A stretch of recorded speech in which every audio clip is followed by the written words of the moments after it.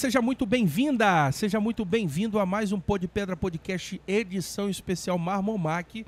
Você está acompanhando essa jornada conosco aqui, eu já falei com muita gente e Deus tem sido bom comigo, que a minha voz está ainda conseguindo reproduzir ainda. Não ficou rouca, eu estou com um pouquinho de dor de garganta, mas depois eu tomo um negócio aí melhor. Mas eu estou com uma entrevistada aqui, um bate-papo aqui muito especial. Um amigo do setor, eu posso até falar o nome dele, o Azaf, já tinha me falado: Bruno, eu preciso te apresentar uma pessoa, eu quero que você converse com essa pessoa, porque ela tem muito a agregar ao setor. E hoje aqui na Marmomac 2025, aqui em fevereiro de 2025, eu estou tendo a oportunidade de bater esse papo com a Poliana Macedo. Tudo bem, Poliana? Tudo ótimo. A Poliana, ela tem um trabalho fantástico de consultoria, né, de assessoria administrativa, gerencial. E ela tem um lema, ela tem um propósito, que é organizar as contas, né? Ela é contadora também, e ela tem um lema que é: deixa os seus números falarem. É por aí mesmo? É mais ou menos isso, Poliana? Perfeito. Eu faço os números falarem. Ela faz os números falarem. Então ela pega lá, faz um diagnóstico, ela vai falar um pouquinho, né, sobre o trabalho dela. E o Azaf, um amigo meu, um amigo em comum nosso, né, já tinha me apresentado, falado de você, dito o quanto a Poliana tem feito um bom trabalho.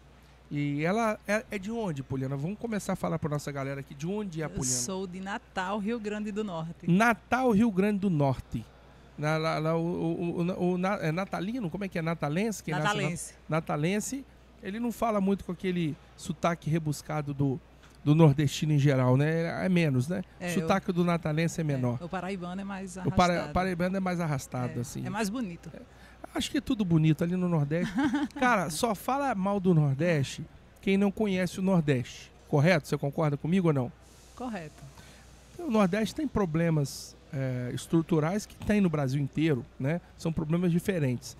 Mas a riqueza cultural, a riqueza econômica, a riqueza espacial, você tá no Nordeste é uma coisa muito especial. Lógico que cada estado tem sua particularidade, mas eu trabalhei em Natal, minha amiga Poliana, e eu tenho um carinho muito grande por aquela terra. Fui algumas vezes lá, não fui muitas, mas fui algumas, e lidei com o povo de Natal.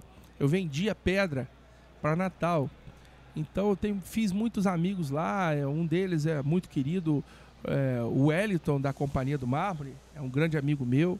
O Paulo Diógenes, da Mármore Limitada, é um grande amigo meu, deve ser conhecido seu também, já ter feito algum trabalho junto. E uma galera muito grande lá de Natal, que a gente sabe que é nosso cliente, que já foi meu cliente, que já tive negócios. E você vem de uma terra que eu gosto muito. Eu acho que eu conheço todas as capitais do Nordeste, né? De Fortaleza para baixo. Depois disso só tem, acho que, Teresina, né? Piauí, que eu não conheço.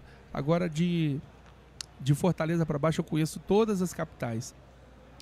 E as que eu moraria, com certeza, se tivesse que escolher uma cidade do Nordeste para morar, eu moraria em primeiro lugar em Maceió. Eu moraria em Natal, em segundo lugar, e moraria em terceiro lugar em João Pessoa.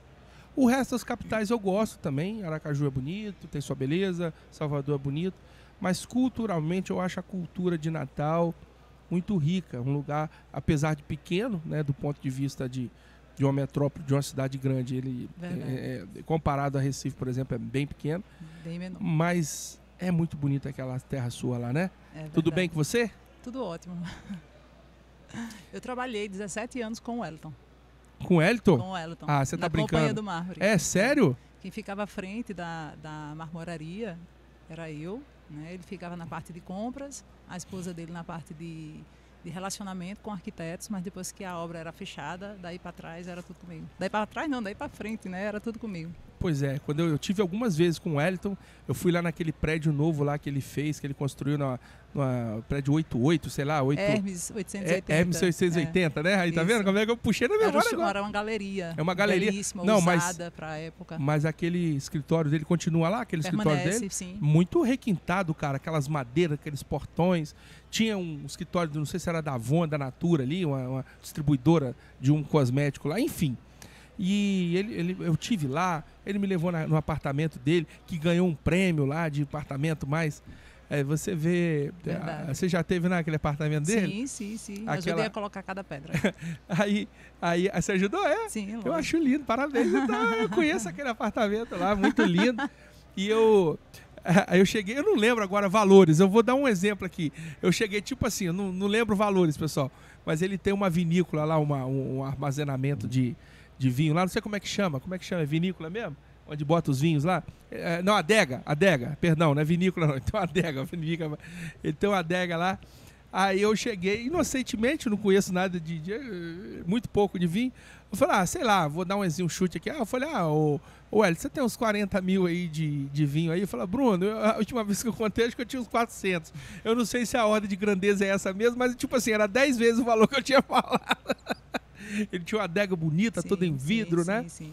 E o apartamento dele tem vista para os 4 lados, né? Negócio Verdade. bonito, né? Ô, Hélio, tô revelando sua casa, fica bravo comigo não, mas a Poliana falou que trabalhou com você, eu fornecia mármore, Poliana, eu era da Marbrasa, trabalhei na Marbrasa. Vendi muito os seus materiais. Pois é, então teve uma época, nós temos o Haurisson lá, né, que é parceiro de vocês. Isso, ele tava por aqui, quase agora tava comigo. O Haurisson Giaquinto e o Haurisson, ele era o marcador e tal, aí com muita dificuldade eu consegui botar os mármores da Marbrasa lá, vendi algumas boas carretas pro Wellington.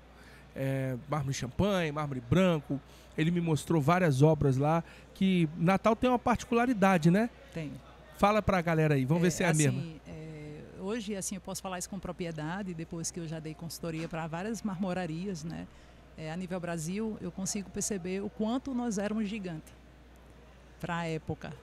Então, assim, chegamos a ter 100 funcionários, carteira assinada, e 40 terceirizados de instalação que instalavam só para a marmoraria. Então, nós chegamos a produzir 2.500 metros mês e não tinha materiais clássicos.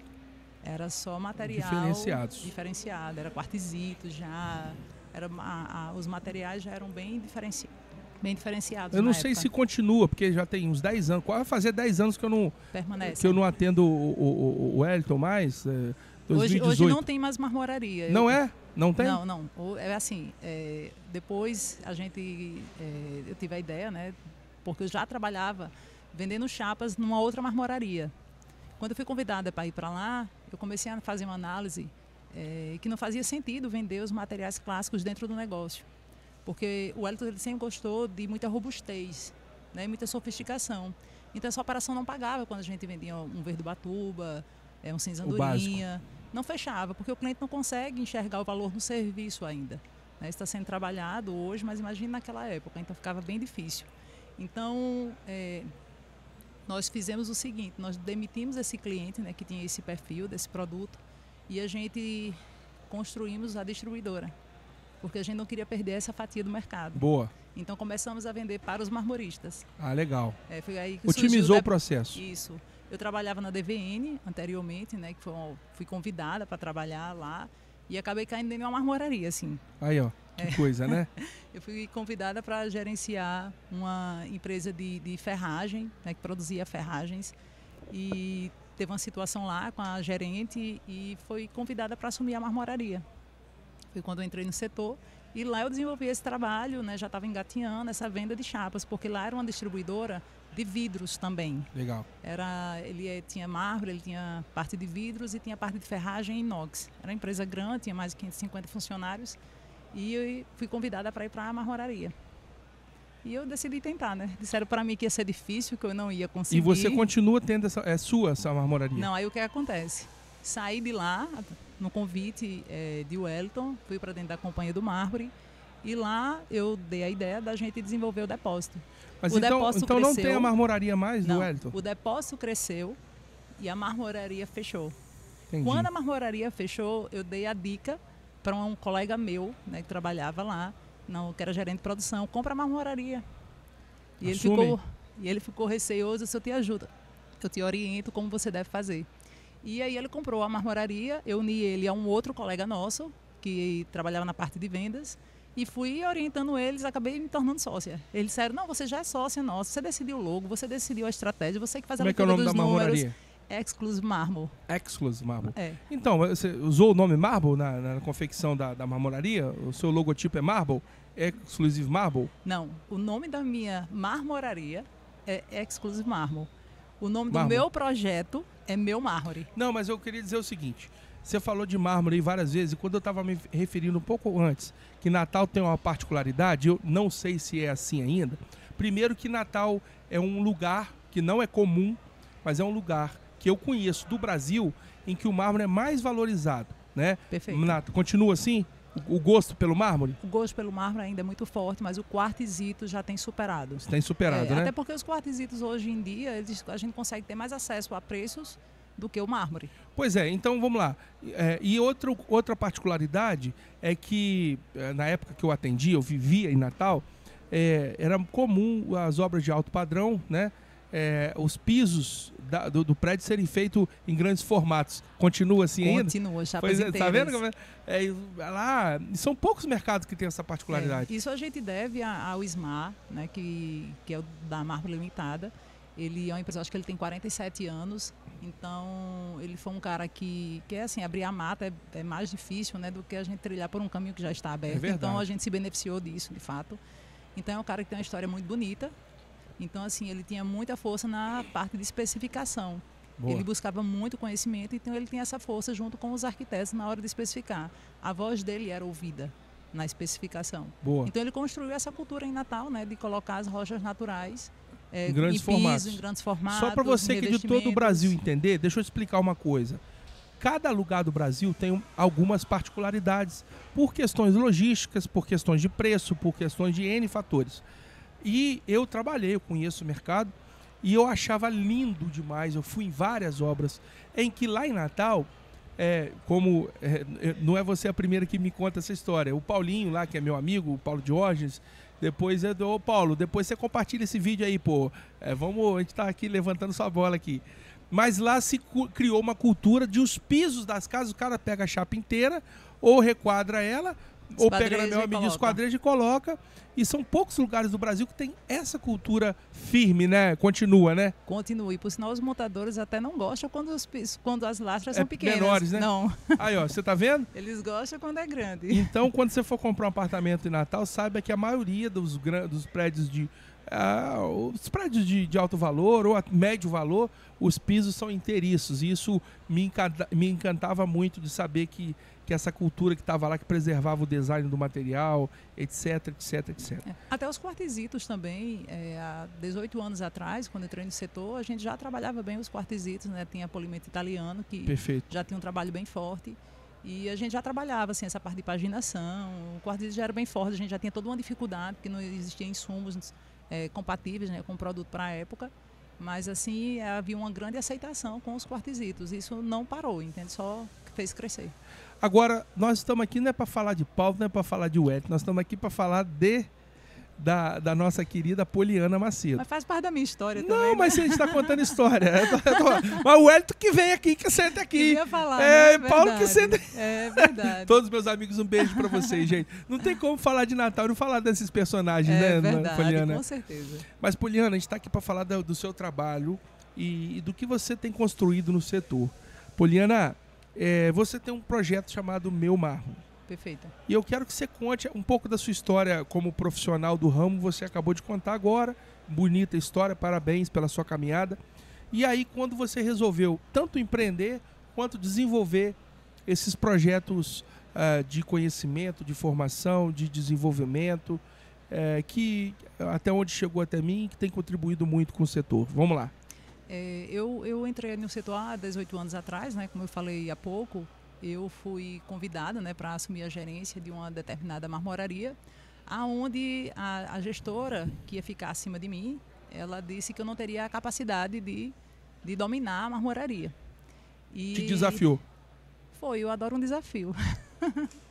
Então, quando ela me desafiou, a única coisa que eu tive a dizer foi, se me derem a oportunidade, eu vou tentar. E foi muito interessante quando entrei na marmoraria, que eu achei assim bastante oportuno, né, o processo de aprendizado, porque eu chegava para um acabador, perguntava como era que ele fazia aquela colagem, como é que ele desenvolvia aquele acabamento, ele dizia uma forma, daqui a pouco eu perguntava a mesma pergunta para um outro acabador, a resposta era outra. Então eu disse, que bacana, aqui tem muita coisa para ser feita. Então eu adorei aquilo ali. Então eu comecei a ver que eu poderia também ter minha opinião ali dentro daquele ambiente. Então eu segui Eu estou há 18 anos no setor. Dentro da Companhia do Mármore, eu trabalhei assumindo a parte de produção. Então, chegamos a ter esses 140 funcionários, então, assim, a parte de contratação, demissão, toda a parte tributária, toda a parte financeira. O Hélio ficava com a parte das compras, a esposa na parte de relacionamento com os arquitetos. E dentro desse processo, eu comecei a sentir eu sempre senti uma necessidade de empreender. Meu pai era empreendedor, minha mãe também. Eu empreendi pela primeira vez aos 15 anos. Então, voltar ao empreendedorismo, eu era um desejo muito forte. E por mais que eu empreendesse, né, numa empresa de terceiros, ainda assim não estava sobre o meu controle 100%. Então, dentro da própria marmoraria, o Hélio pediu para mim focar no depósito, eu foquei no depósito, na distribuidora. Então, eu comecei a ensinar os marmoristas, porque eu precisava que eles ficassem de pé. Eu necessitava que eles soubessem dar acabamento, eu necessitava que eles aprendessem a vender produtos diferenciados. Então, me aproximei dos marmoristas e comecei a ensinar eles, tanto a fazer conta, como especificar determinados produtos. Então, a gente começou a receber, pedir para os marmoristas levar o cliente até o depósito e a gente ajudava esses marmoristas a atender esse cliente.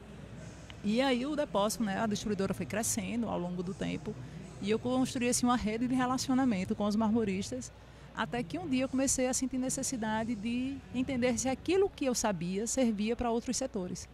Se aquilo realmente era funcional, porque eu acredito que quando uma coisa é real, ela é de verdade, ela vai servir para qualquer lugar.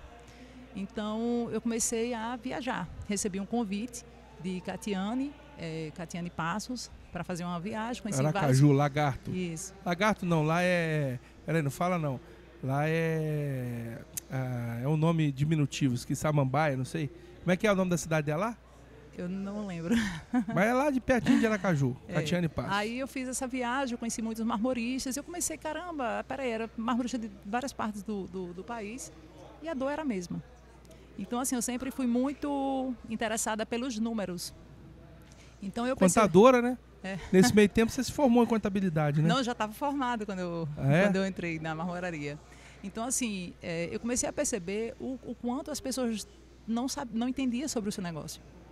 Então, assim, apesar delas transparecerem, né, e dizer que estava dominando e que tinha conhecimento, né, domínio sobre o seu negócio, quando eu fazia 3, 4 perguntas, eu não sabia responder. Isso me chamou muita atenção. Então, eu comecei a dar consultoria para marmorista na área financeira. Fazer os números falar.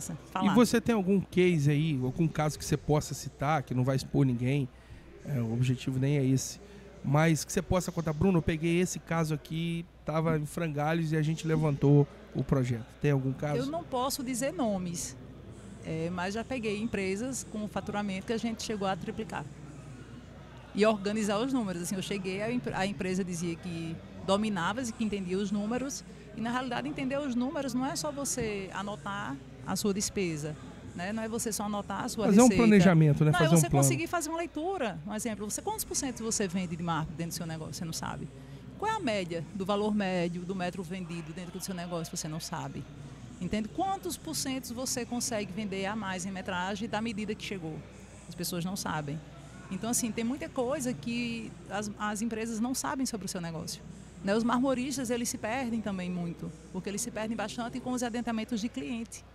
O cliente chega e faz um aporte aqui de uma venda de R$100 mil, o marmorista entende que aquilo é lucro, faz o pagamento das suas despesas do mês, no outro mês ele está completamente aperreado, e na realidade ele é um adiantamento. Mas então, é nesse ponto, eu vou até fazer um adendo aqui, porque você tem a visão do marmorista lá, do depósito que está lá na ponta, num polo afastado do grande polo que é o Espírito Santo e tal.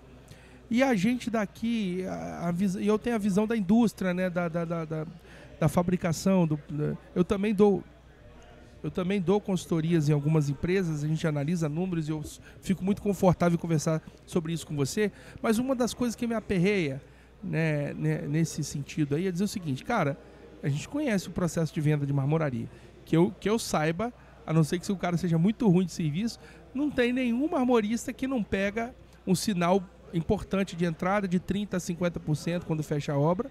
E geralmente a justificativa quando o cara pede entrada é que ele tem que comprar a matéria-prima.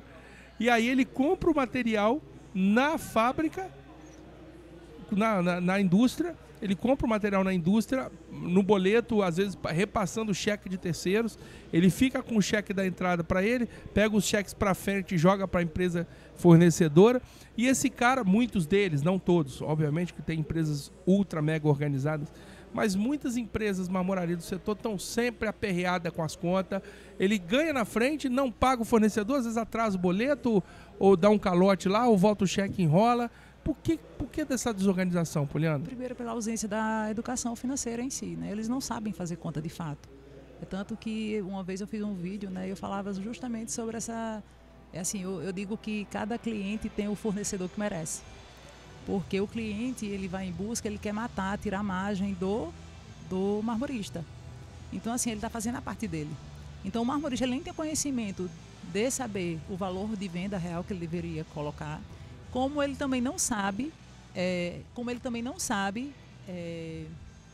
organizar as contas ali. Ele também não sabe organizar as contas, como ele também não sabe vender. Ah, sim. Né? Ele nem entende do produto. Hoje em dia isso tem mudado bastante, né? As pessoas estão cada vez buscando mais É porque chega... O último estágio é quando o cara já está assim. Ele precisa fechar uma outra obra para pegar a entrada da outra obra para pagar a matéria-prima do material de uma obra que ele já gastou o dinheiro. Eu me arrisco até dizer que 75% ou a 80% dos marmoristas são perdidos. Pois é. E aí, não cara, é um número pequeno, você é gigante. Olha só, a gravidade, a importância, a relevância do assunto que nós estamos tratando aqui. Às vezes você está aí de qualquer parte do Brasil ouvindo esse conteúdo, achando, a pedra não dá dinheiro. Minha marmoraria é só derrota, é só fracasso. Cara, você está trabalhando errado, concorda, Poliana? Perfeito. Não tem como um mercado rico desse aqui, grandioso, com margem, com estrutura, com negócio. Olha a pujança desse negócio aqui. É verdade. Olha só, Poliana, para você entender, eu vou te dar uma relação de grandeza. Esses números não são apurados, estudados, é uma estimativa que eu faço. Eu tenho um grupo de WhatsApp aqui, nós temos 369 vendedores de granito da Cachoeira e região. Um ticket médio mensal de venda de um vendedor desse é 300 mil reais. Você tem vendedor que vende 1 milhão por mês, até 2, 1 milhão e meio, 800 mil. Mas você tem vendedor que vende 100 mil, 150 mil, e esse cara está nesse grupo meu aqui e trabalha nas empresas.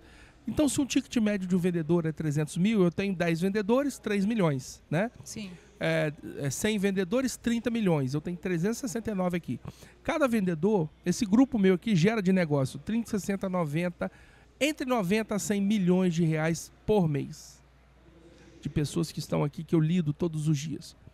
Ou seja, esse mercado é um mercado que rola muita grana.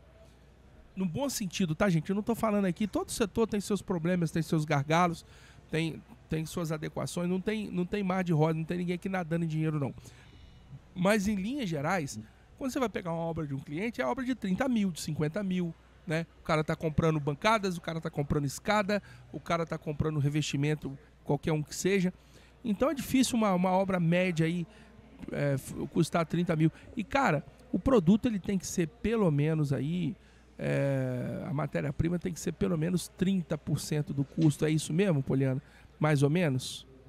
Agora, o que é... Do custo, não, perdão. 30% do preço de venda. Por exemplo, para fazer um número redondo aqui, se o cara está vendendo obra por 100 mil... Hoje em dia isso não é real, assim, normalmente é 50%. O que seria? É em torno de 50%. Que seja, mas, porra, 50% não é uma boa margem para ele operar, não? A gente está falando de pessoas que realmente sabem fazer a conta. Porque a maioria não sabe fazer a conta. E assim, quando ele está comprando material, ele já está desesperado. Porque ele já se perdeu, entende? Porque assim... Quando ele está comprando na permuta lá no cheque, né? Isso porque assim, a marmoraria, ela é bem desafiadora, porque ela tem várias etapas. Então assim, você vende, mas até você entregar a última peça, a sapata, entendeu? Realmente é uma jornada muito longa. E vamos supor, eu vendi 1 milhão hoje, mas não significa que amanhã eu tenho 1 milhão para produzir. Aí, se amanhã as obras não estiverem prontas para ser liberadas, eu vou ter que pagar aquela operação. Então, minha operação ela já dobrou. E às vezes você depende de terceiros, né? Justamente. Para você instalar o seu material lá, 100%. Você depende do marceneiro, do não sei o quê, do não sei o quê. Você depende do construtor, você depende do arquiteto. Então, e às vezes os caras não cumprem prazos. Justamente. Então, se eu nem anoto, se eu nem sei o custo da minha operação, dirá eu conseguir ter o controle sobre isso. Então, o maior desafio do marmorista primeiro é ele saber fazer a conta, ele saber vender. Então, meu amigo, você está recebendo um convite aqui, ó. Poliana Macedo, a amiga do arquiteto, o cara, a pessoa, a profissional que vai te ajudar a fazer conta. É mais ou menos isso, Poliana, que você faz? Eu faço os números dele e falo, agora ele tem que anotar.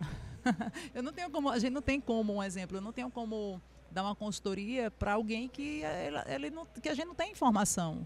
Eu não faço mágica, entendeu?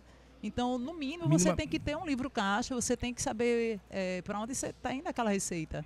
Mas a maioria, eu digo assim, entre 75% e 80%, eles não sabem. Assim, até empresas com 40 anos no mercado, deixa rolê fluir frouxo. Mas é porque não sabem. Estão tão focado no faturamento, coloca tanta energia no vender, porque precisa pagar a conta, e não tem margem. Esquecem de processos, esquecem de entender que número é esse. Muitas vezes faz seu preço baseado em preços de terceiros, pega o orçamento na concorrência, aí vou cobrir. Mas às vezes nem o da concorrência está sabendo também fazer o preço, então vira uma bola de neve. Samba do crioulo doido. Perfeito, isso mesmo. Então assim, acontece muito de você pegar, às vezes, fechar uma venda e aquela venda não paga a sua operação, no outro mês você vai ter que fazer uma outra venda e gera todo um gargalo. Então assim, eu digo que marmorista é interessante, né? Porque assim, fecha uma, aparece três, né? Então assim, ele fecha, mas ele abre no nome da filha, ele pega o nome da esposa e sai assim,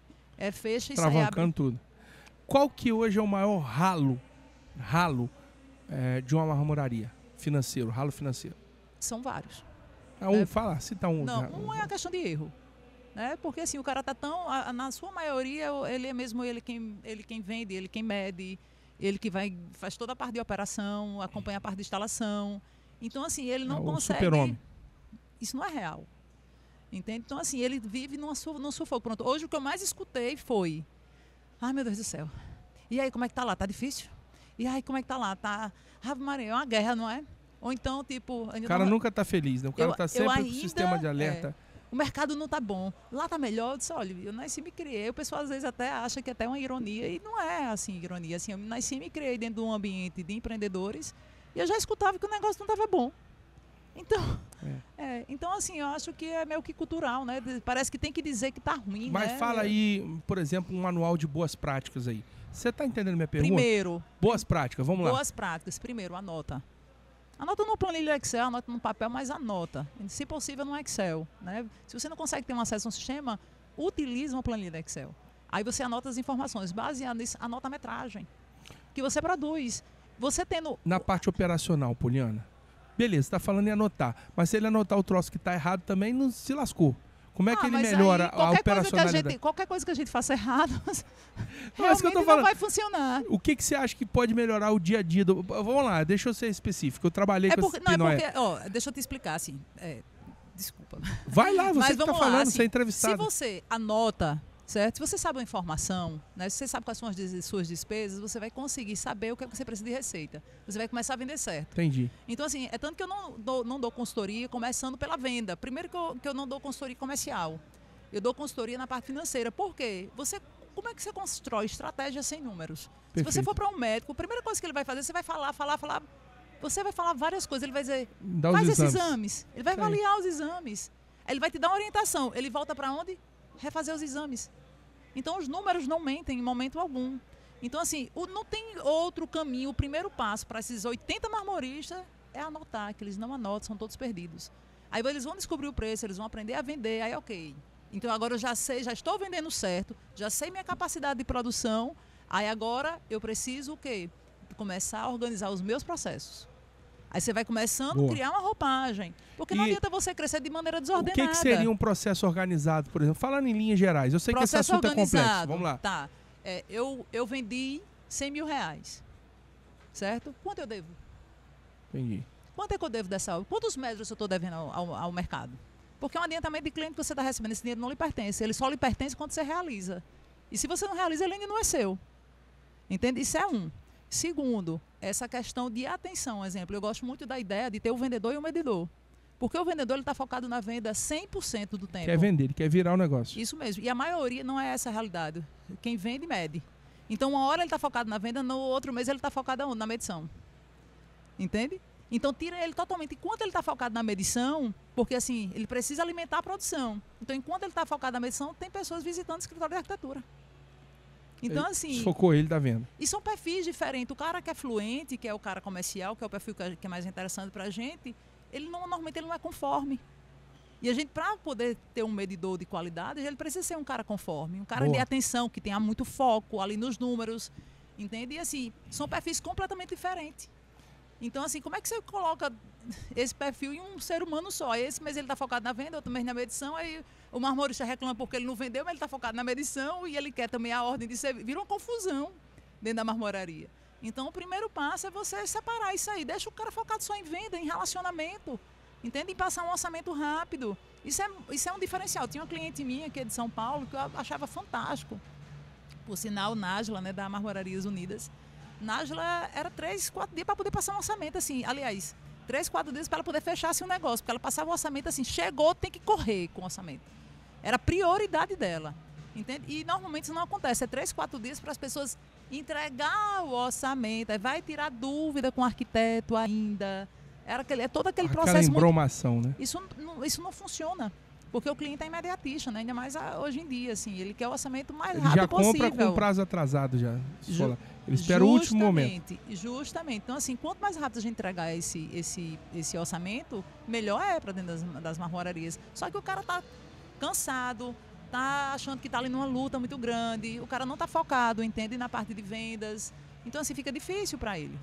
E mais alguma coisa aí desse manual de boas práticas? Você falou, começa a anotar, ouvir o cliente. Visitar, ter uma pessoa, um RP dentro da empresa que visite arquiteto, que construa esse relacionamento, faz o feijão com arroz, honra aquilo que tu fala. Se você está vendendo tal acabamento, cumpre, entrega aquilo que você está falando.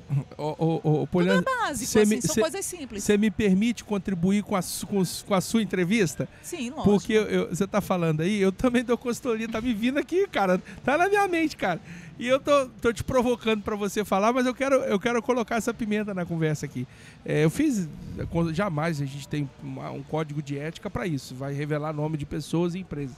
Mas uma empresa que eu fui dar consultoria, em que o cara tem um faturamento X interessante, muito bom, mas o cara mistura as contas da família dele toda com a conta da empresa. Ele não sabe o que é conta pessoal, o que é conta da empresa. Tem muitos caras, isso é muito comum, né? Então começa daí. Outra coisa também que eu estou agregando ao que você está falando, para se falar de custo, de despesa, anotar, ele tem que anotar, mas ele tem que começar simultaneamente, começar a entender os ralos da empresa. Por exemplo, o cara quebra uma chapa e acha que aquilo ali está tudo bem, ele repõe a chapa, acha que a chapa vai nascer ali, aí ele joga aquilo para caco, ele gera corte errado, ele não faz controle de aproveitamento, do melhor aproveitamento da chapa, ele tem desperdício altíssimo, né? Ele desperdiça material, ele gasta 10 vezes mais cera que ele deveria gastar, do que lixa que ele deveria gastar, o processo de energia dele está todo equivocado, as máquinas dele estão roubando, ele concorda? Faz parte disso, do seu trabalho que eu estou falando? A maioria dos marmoristas, eles não tiveram educação, né, para administrar um negócio. Então, normalmente, eles são um acabador, estão assumindo negócio do pai. Então, vem assim, sem determinados conhecimentos e acaba meio que se perdendo mesmo. E é por aí mesmo, assim. Você tem que controlar, cara. Anotar como a consultoria da Poliana... Depois que a gente anota, a gente consegue ler essas informações. Fala, meu irmão, tá gastando muito Agora, aqui. Agora não tem como a gente imaginar... Você não... um cenário, a gente não tem como fazer isso. Eu aprendi uma frase na gestão, eu sou formado em relações internacionais e tenho pós em gestão estratégica de negócio. Trabalho com esse trem, apesar de ter errado também na vida. Eu errei, cara. Tomei porradas grandes da vida aí, mesmo com conhecimento a gente erra. Mas uma frase que Porque conhecimento não é saber.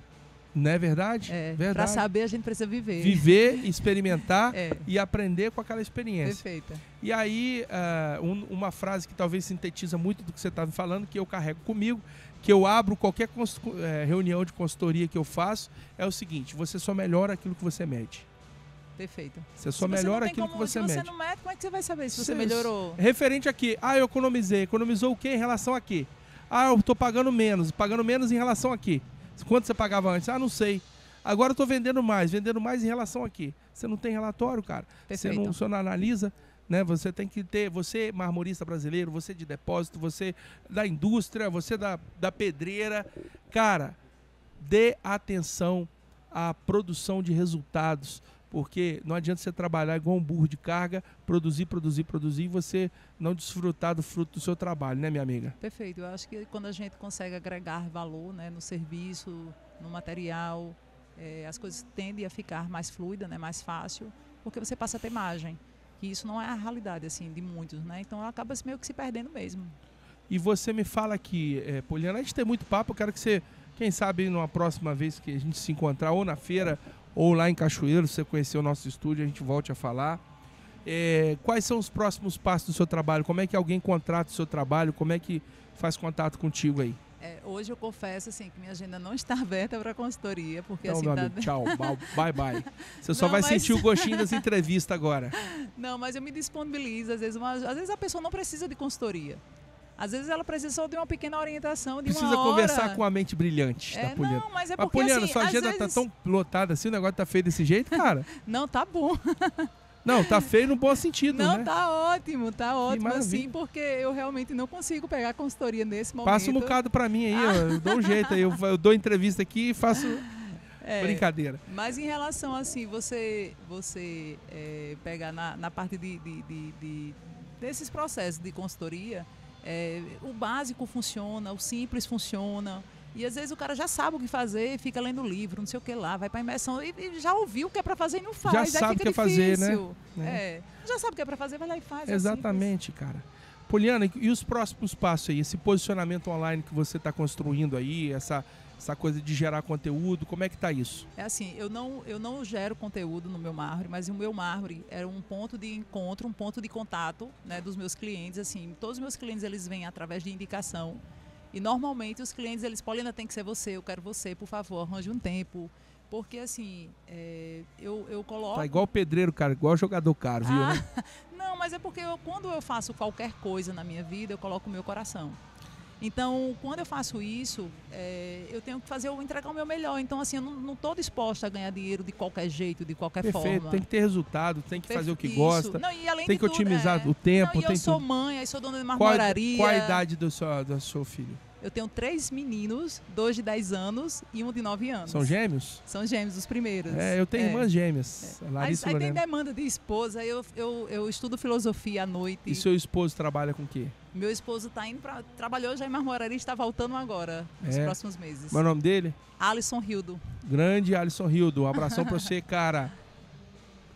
Ô Poliana, o bate-papo foi muito bacana.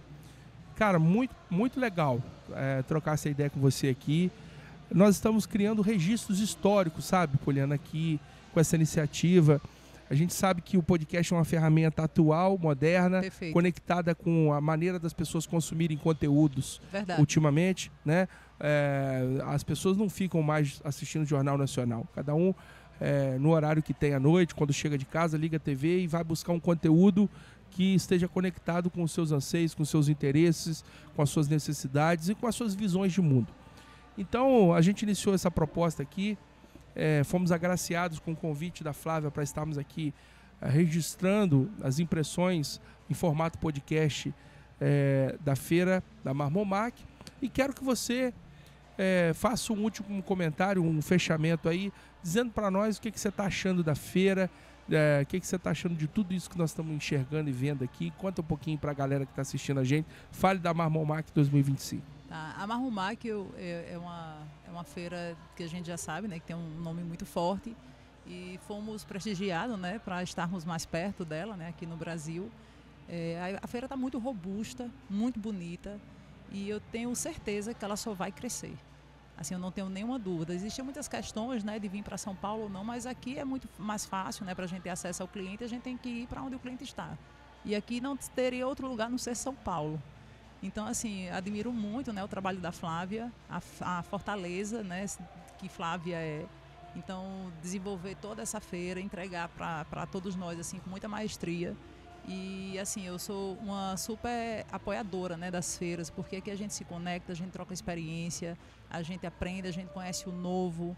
Então, eu sou uma super apoiadora. E eu acho que o marmorista deveria guardar o dinheiro para ir todas as feiras. Olha, eu tô assim com uma sensação, com uma percepção. Eu sou um cara que nasci, vi, criado em feira, em Cachoeiro, Stone Ferry, etc e tal, Vitória, Stone Ferry e tudo mais.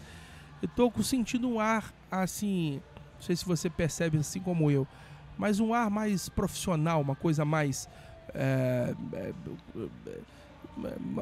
como você disse, você usou a palavra robusta, e uma coisa mais integralizada, uma coisa mais pronta, uma coisa mais profissional. Não sei dizer se eu estou usando a palavra certa. Mas é isso mesmo. Você tem essa percepção? Sim. Assim, tudo mais no seu lugar, vamos dizer assim. E parece que a feira foi feita para estar aqui, muito embora a gente sabe das questões logísticas, né? Todas essas ponderações que as pessoas fazem vão fazer, mas eu também tenho essa leitura de que não, acho que a feira Marmomac chegou aqui para ficar mesmo. Eu acho tenho que, total certeza que isso é uma tendência que não vai parar mais. Eu acho que o mercado vai melhorar a especificação, vai melhorar as suas relações públicas mesmo com o público especificador, o público comprador de fato.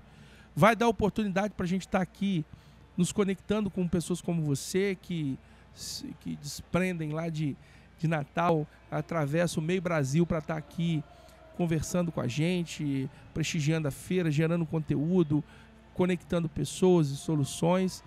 E o Pó de Pedra nasce muito, mas muito forte, do ponto de vista de quem tem a oportunidade de estar aqui. Nesse horário, a feira já está fechada, né? Para quem não sei o horário que você está assistindo aí, mas a gente tem o prazer de ter conversas intelectualizadas, de conversa. É bom demais, assim, eu explorei o máximo que eu pude aqui dessa conversa, porque é legal você poder conversar em alto nível com pessoas que viveram as suas dores, viveram os seus momentos, conhecem os personagens, fizeram parte da história, estiveram conectadas com várias frentes diferentes. Isso é muito prazeroso, né, Poliana? Espero que eu tenha conseguido passar um pouco desse sentimento para você, porque para mim é muito gratificante o Leão falou assim, ela é boa demais, é uma conversa agradável. É de boas conversas que os bate-papos são feitos. É ruim quando você tem que tocar uma conversa arrastada, uma conversa que a pessoa não está conectada com o pensamento, com a construção de ideias que você está tendo. E para o público fica mais prazeroso, compreendendo uma linguagem mais simples, mais acessível, mais compreensível, né?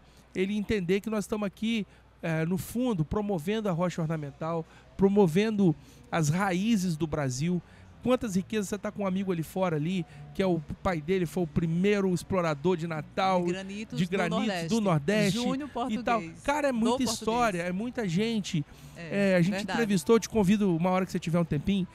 Tem vários episódios bons, mas a gente entrevistou o Beco Carias, que foi o primeiro, um dos primeiros caras a irem para o mato lá na Bahia, lá no sertão, e descobrirem as pedras exóticas e começarem a brigar por isso. Se eu ouvir ele contando isso, sabe, Poliana, isso te enche de orgulho. Fala, cara, a gente às vezes não entende que esse cara aqui um dia comprou briga. Ele chegava com uma pedra diferente, o cara, isso aqui não tem mercado não, sai fora, isso aí não é caro tirar, é inacessível tirar, isso é inviável comercialmente. E o cara, não, vamos apostar, vamos acreditar, vamos crescer. E hoje a gente só está aqui conversando porque desbravadores, pessoas muito corajosas, pessoas muito desprendidas, pessoas visionárias, que viram soluções de arquitetura, meu amigo arquiteto, que você não veria, com todo respeito ao seu trabalho, que opero não veria. É muito comum a gente ficar é legal a pedreirinha ali que é acessível, é volumosa, você não entende, às vezes, mas por que o ocre Itabira é mais barato? Ou ele é aquela cor monocromática? Meu amigo, porque a pedra é gigante, é uma formação rochosa da natureza gigante. Agora vai um cara lá, um cara que quer deixar exclusividade, beleza na sua casa, e ele vai lá num canto do mundo e pega a malária, pega a dengue, pega escorpião. O Beco contando que caiu uma lagarta de fogo aqui, comeu a pele dele, foi até no músculo, e vão lá enfrentar tudo isso. Por quê? Por um ideal, por um propósito, por acreditar nesse segmento aqui. Aqui tem indústrias de pessoas que investiram às vezes 1 ano, 2 anos em pesquisa, em trabalho de desenvolvimento de produto, de material, de maquinário, de soluções tecnológicas para viabilizar a produção de um material rico, lindo, maravilhoso que está na sua casa aí, ou que você pretende comprar. Isso jamais vai se comparar a um produto artificial que o cara vai lá e copia o que o granito, a natureza levou milhões de anos para fazer, para vender uma porcaria para sua casa. E aqui tem pessoas que acreditam nisso, que dão a vida, o sangue, a lágrima, o suor, construindo um mercado pujante para estar aqui na Marmomac, trazendo o melhor da beleza, o mais profundo da beleza dos rincões desse Brasil, para um dia cobrir alguma área importante de um sonho que você levou uma vida para construir. É por aí mesmo, Poliana? Assim, eu sou uma apaixonada, né, pelas rochas naturais, eu me encantei com esse setor, sou muito grata a ele. E sou muito grata a todos os marmoristas, né, que assim, sempre com muita gentileza, né, eles sempre me recebem. E eu sou assim, eu fico até emocionada quando eu falo do setor. Fico também muito grata, né, por vocês terem essa ideia, porque um podcast nesse nível é necessário para o nosso mercado. E tem uma frase minha que eu digo que é: seja um mineral que agregue. Opa! Então, assim, para mim é muito importante me fazer presente e poder agregar na vida das pessoas.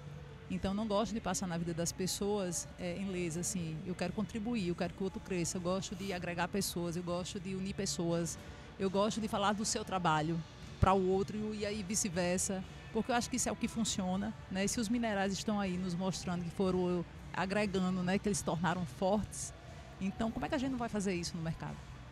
Então, eu sou muito feliz com esse mercado de rochas, sou apaixonada e eu penso que isso que você está vendo de robustez aqui, de mais profissional, né? Assim, o mercado está se tornando mais robusto, né? Mais profissional, isso também tem acontecido com os marmoristas. Boa, né? O pessoal está então, buscando conhecimento, eles estão né? buscando, eu acho que essa movimentação veio muito dos marmoristas, assim, os marmoristas tem aquela fatia que quer fazer a coisa acontecer. E muitos, até esses mesmo que não sabem fazer a conta, que não anotam, eles estão tão sufocados com problemas, entendeu? Tão perdidos, que acabam não sabendo como fazer e como resolver. Porque antigamente você não tinha nenhuma orientação, você ia buscar conhecimento aonde? Hoje você tem recurso, né, não, cara? Hoje você tem o Gleidson, né, que é um professor que ensina sobre a parte de mineralogia. Hoje você tem um Ricardo que ensina sobre marketing. Hoje você tem um exemplo, um Catiano, que faz vários cursos de imersão e leva você para a pedreira, para você viver essa experiência, né? Ter autoconhecimento. Então, assim, tem várias pessoas que estão realmente interessadas em fazer as coisas acontecer. Tem tantos outros, tem o Almeida, né, que ensinando sobre a parte de instalação. A gente também, humildemente, tem a gente o Zé Poeira trazendo o Zé humor. Poeira, inclusive o Zé Poeira falou de você, que você foi uma grande incentivadora dele aí. Ele contou a história aqui pra gente. Quem gravou os primeiros vídeos dele foi eu. Ele falou que você puxou ele falou, vamos gravar. Porque ele tem um potencial gigante, assim, muitos têm muitos potenciais, só que devido a esse barulho que fica, né, assim, quando eu falo barulho é o cliente querendo a venda, e o cara tá desesperado, e o cara fecha sabendo que vai perder dinheiro, mas ele tá acreditando amanhã, é uma galera de muita fé, entendeu? Assim, muitos que se perdem, que não pagam as suas contas, não é por maldade, é porque eles realmente estão tentando acertar. É verdade, e às vezes falta mesmo toda essa liga que a gente está dando. Por exemplo, olha o que o poder da iniciativa nos proporcionou. Nós estamos aqui em 2025 contando histórias brilhantes de uma época que marcou muito a minha vida, em que eu viajei muito para Natal, e a gente ter convivido ou conhecido ou estado junto de pessoas que acreditaram nesse mercado da pedra. E um evento como esse, ele propicia esse contato, esse conhecimento nosso. É verdade. A gente não está de brincadeira mais. Quem um dia pensou, lá, os meninos lá, o Bruno e o Bruno lá, mais o Serginho, mais a galera toda, esses caras estão inventando um podcast, o que é isso? Isso não vai dar em nada. Essas críticas são poucas, eu nem posso dizer que são muitas, que não foram muitas, algumas. Mas toda essa reticência que o pessoal tem ao novo, a necessidade de avançar, de inovar, de achar soluções diferentes, isso vai caindo por terra porque nada paga o preço da gente conseguir conectar com a Poliana, gerar um conteúdo desse na maior feira da América Latina, uma das maiores do mundo, e tá aqui com toda uma equipe, uma galera cansada que pegou estrada, que trouxe equipamento caro, que a gente trouxe praticamente R$500 mil de equipamento aqui de última geração, para entregar a você, meu amigo ouvinte, telespectador aí, para trazer a você isso, essa liga, essa conversa, esse bate-papo, essa interação, essa construção de raciocínio que tão faz bem para o nosso setor. Prazer enorme te conhecer, Poliana. Muito obrigado. Uma riqueza muito grande compartilhar essas histórias com você, registrar esse programa no momento histórico da feira, né, do setor da rocha ornamental, das pedras naturais no Brasil. E fica aqui o nosso coração aí, a nossa gratidão por essa conexão, por esse bate-papo tão harmonioso e edificante para todos que estão aqui assistindo. Obrigado por ter ficado até o final aqui conosco. Mais uma vez, obrigado pela participação. E aqui com a gente, você já sabe, no Pó de Pedra, falar de pedra ficou mais leve. Muito obrigado pela sua companhia.